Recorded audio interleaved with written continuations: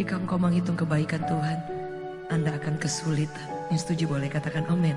Kebaikannya tidak ternilai, kebaikannya tidak terhitung jumlahnya jika kita ingin menghitungnya, saudara. Bagaimana supaya kita bisa setuju dengan Tuhan? Bagaimana supaya kita bisa punya hati yang Tuhan, kau luar biasa, kau Allah yang hebat, hati yang bersyukur. Hari ini semua bulan ini orang merayakan hari kasih sayang, orang merayakan ucapan syukur juga. Happy Imlek ya, happy. Setiap kita yang merayakan mungkin tahun baru, saya mengucapkan biar kasih dan setia Tuhan yang luar biasa itu melimpah atas kita. Hari bulan yang dipenuhi dengan hal-hal yang luar biasa tentang bagaimana kita melihat Tuhan yang begitu luar biasa baik. Yang setuju boleh katakan amin. Boleh kita beri tepuk tangan yang terbaik bagi Tuhan. Haleluya. Rasa terima kasih, rasa syukur itu yang harusnya ada dan meluap dalam setiap hidup kita, saudara. Bagaimana supaya rasa syukur itu ada? Bagaimana supaya rasa terima kasih itu limpah atas hidup kita? Ada yang berkata bahwa kalau kita tidak pernah menerimanya, kita juga sulit untuk memberikannya kepada orang lain. Yang setuju boleh katakan amin. Hari kasih sayang adalah hari di mana kita menerima kasih dan kemudian kita membagikan kepada orang lain. Begitu juga ketika kita bersyukur, ketika kita mengalami yang kita merayakan tahun baru, saudara. Sincia dan semua kita merayakan dan membagikan. Jadi ada yang bilang kemarin tahun memberi kasih sayang, kemudian dapat ampau, dapat berkat dan dapat hal-hal yang luar biasa. Mungkin ampau itu hanya sebagian kecil saja yang merupakan sukacita berkat. Tapi lebih dari itu, kasih ucapan syukur yang terbangun dalam setiap hidup kita, itu yang membuat kekuatan yang luar biasa atas hidup kita. Dan bagaimana caranya supaya itu terbangun? Waktu sebelum saya naik, ada lagu yang berkata bahwa sampai selamanya kita akan mengasihi Tuhan, sampai selamanya, forever kita akan mencintai Dia, sampai selamanya kita akan bersyukur kepada Tuhan. Kata selamanya itu artinya satu kata yang berarti bahwa ada satu kurun waktu dari awal sampai akhir, dan itu akan tetap stay, tetap selama-lamanya ada. Dan bagaimana cara merawat, maintenance, bagaimana supaya hati yang penuh ucapan syukur itu, hati yang penuh rasa terima kasih itu selalu ada atas hidup kita, saudara. Orang yang tidak pernah menerima sesuatu, dia sulit untuk membagikan kepada orang lain.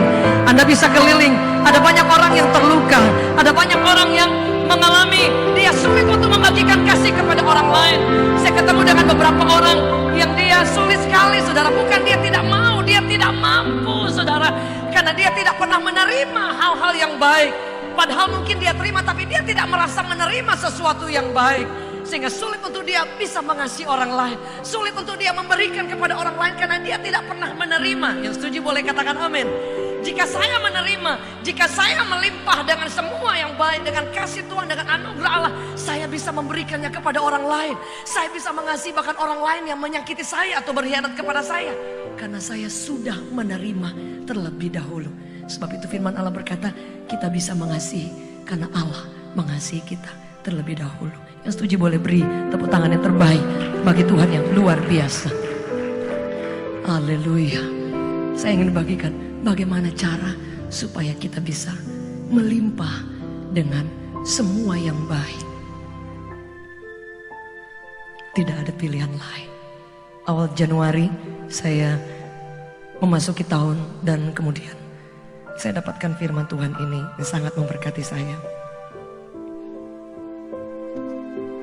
Jika kita tidak melimpah dengan semua yang baik dari Tuhan, jika kita tidak dipenuhi terlebih dahulu, mustahil, saudara, Anda dan saya bisa mengasihi, bisa mengalirkan berkat, dan bisa menjadi dampak buat sekeliling kita. Bagaimana caranya? Hanya satu, saudara. Hunger for the presence of God. Rasa lapar yang terus di-maintenance, yang terus dijaga, saudara. Saya awali tadi yang kata selamanya, artinya dari awal dan pertengahan dan kemudian akhirnya itu tetap sama, saudara. Dan firman Allah berkata kita hidup di hari-hari yang terakhir, saudara. We are living in the day when God is pouring out His Spirit. Yang setuju boleh katakan amin. Kita hidup di hari terakhir, di detik-detik terakhir, ketika Allah sedang mencurahkan semua kuasa, mujizat, semua hal-hal yang dahsyat. Dan berapa di antara saudara, tidak semua kita mengalami itu. Betul nggak saudara? Miris nggak saudara? Alkitab mencatat, Yesus pernah katakan, engkau bukan hanya bisa melakukan hal yang aku lakukan, tapi Yesus berkata, engkau juga akan melakukan perbuatan-perbuatan yang lebih dahsyat yang dari pernah Yesus lakukan. Tapi kenyataannya tidak banyak. Betul? Sehingga kita berpikir janji Allah itu hanya 1-2 orang. Pada firman Allah berkata, kita seharusnya mengalami semua hal yang dahsyat. Start dari mana saudara? Hunger for the presence of God. Lapar akan kehadiran Tuhan. Ketika Anda dan saya, Bapak Ibu Saudara, kita bangun dan kita pagi-pagi kalau ada aktivitas yang lain, saudara, setelah itu saudara akan cari kulkas, betul? Atau cari apalah yang bisa, wajan mulai masak, ada makanan kemarin dipanasin, betul nggak saudara? Karena kita ada rasa lapar, kita tahu kapan kita harus makan. Sebab itu rasa lapar itu salah satu indikasi apakah kita menginginkan Tuhan atau tidak, saudara.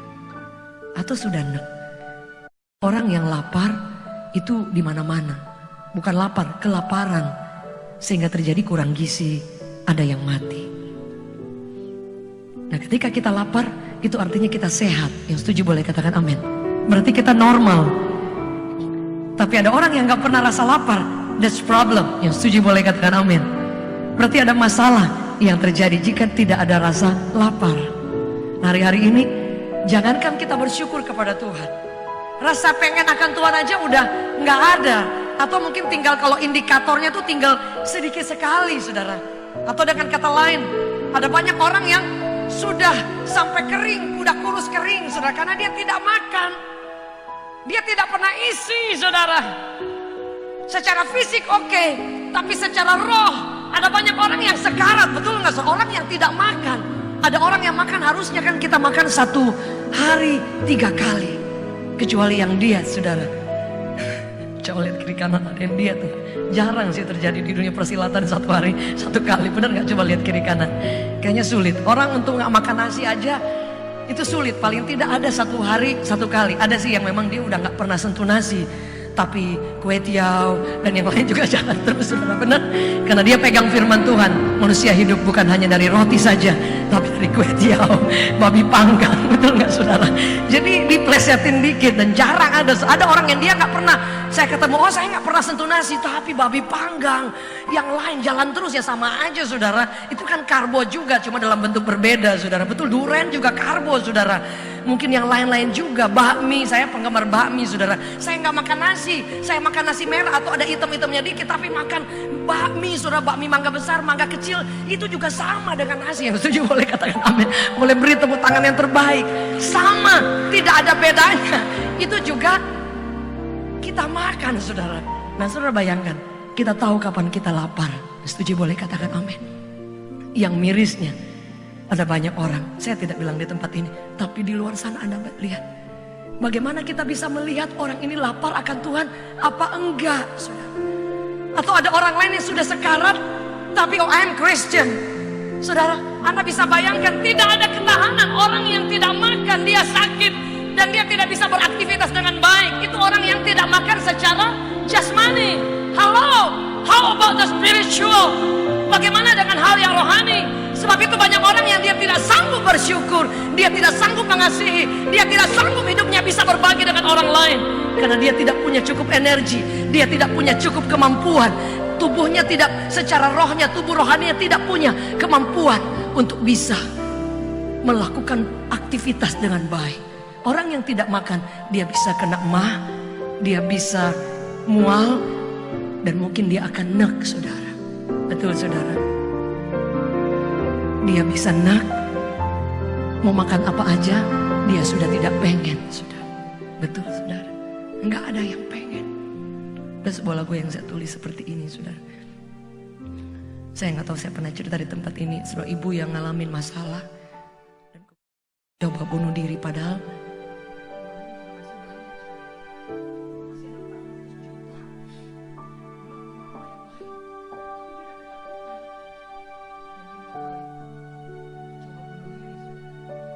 kemudian diselamatkan oleh Tuhan.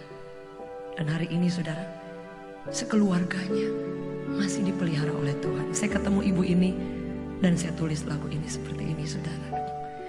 Darahmu selamatkanku, cintamu pulihkanku,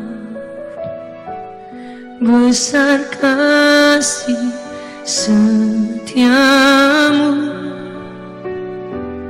kepadaku.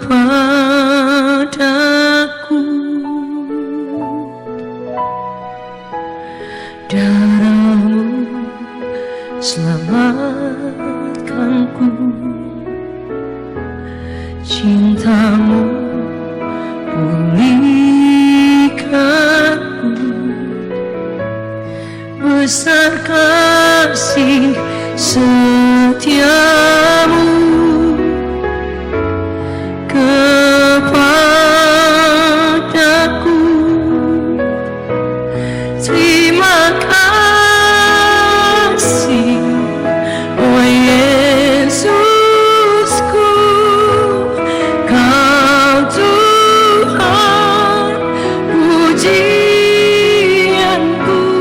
Terima kasih, oh Yesusku, selamanya ku cinta Kau. Boleh nyanyikan bersama. Terima kasih, oh Yesus, Kau Tuhan, Kau pujianku. Terima kasih,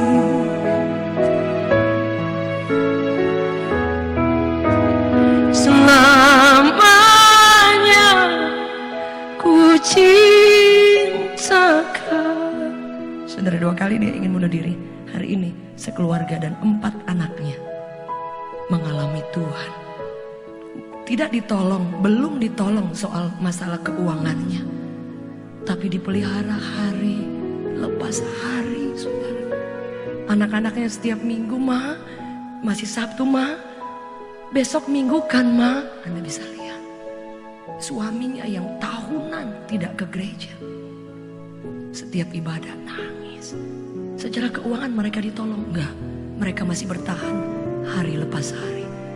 Tapi mereka merasakan Tuhan mengisi kekosongan. Ada rasa lapar, ada rasa haus. Nah, sampai hari ini sekalipun secara bisnis belum tertolong seperti yang mereka gumuli, tapi Anda lihat rasa lapar dan haus akan Tuhan menjawab segala-galanya. Hari ini kenapa mereka bisa kuat dan bisa bersyukur? Kalau ketemu keluarga ini luar biasa. Bagaimana keuangan mereka biasa saja, masih bergumul, masih pahit. Tapi anak-anaknya dan suami istri ini, mereka tetap berkata, Yesus, Engkau sungguh baik. Terima kasih, karena kasih-Mu tidak pernah habis. Boleh kita beri tepuk tangan yang terbaik. How come? Bagaimana hal ini bisa terjadi, saudara? Karena ada lapar dan haus akan Tuhan yang menjawab segala-galanya. Artinya tidak ada pilihan yang lain. Bagaimana supaya kita bisa melimpah dengan ucapan syukur? Bagaimana supaya Anda sanggup berjalan day by day? Bagaimana supaya Anda bisa melihat janji Allah yang tidak kelihatan itu? Minta rasa lapar dan haus akan Tuhan.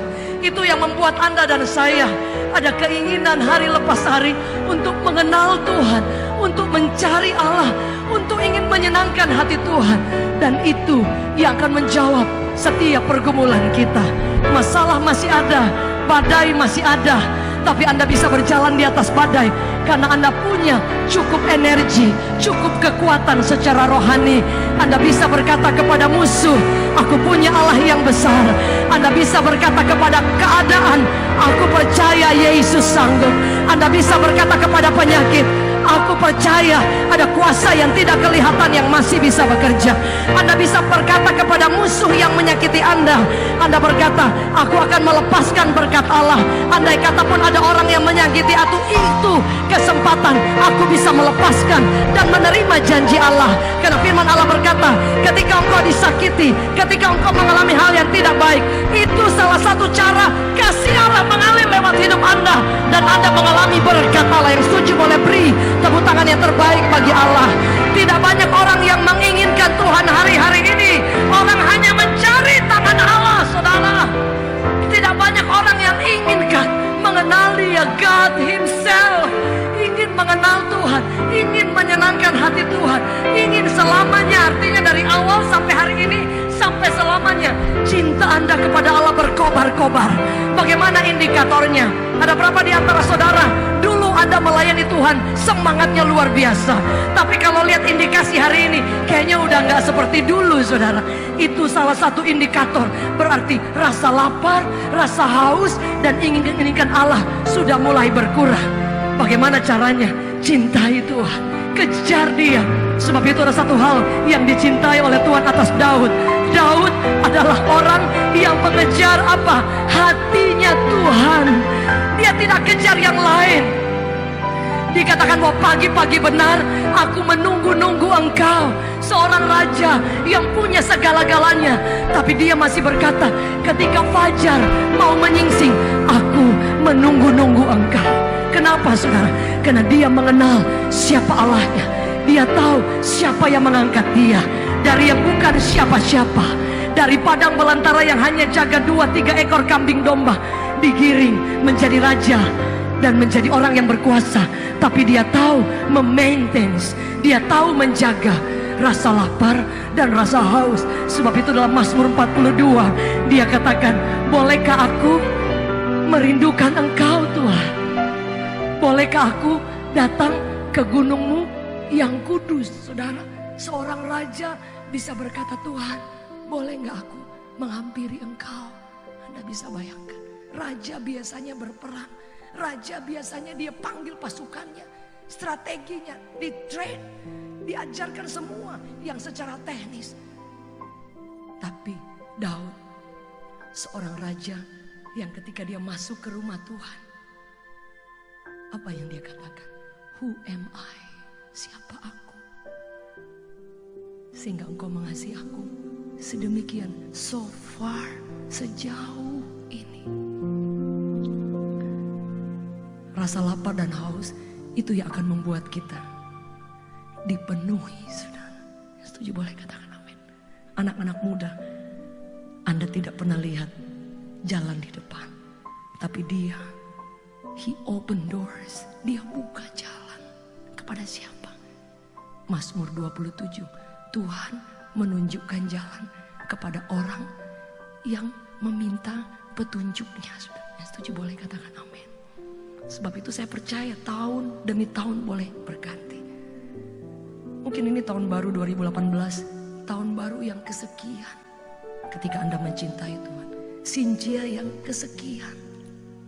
Tapi saya ingin bagikan how to maintain your heart, your hunger, rasa lapar dan haus.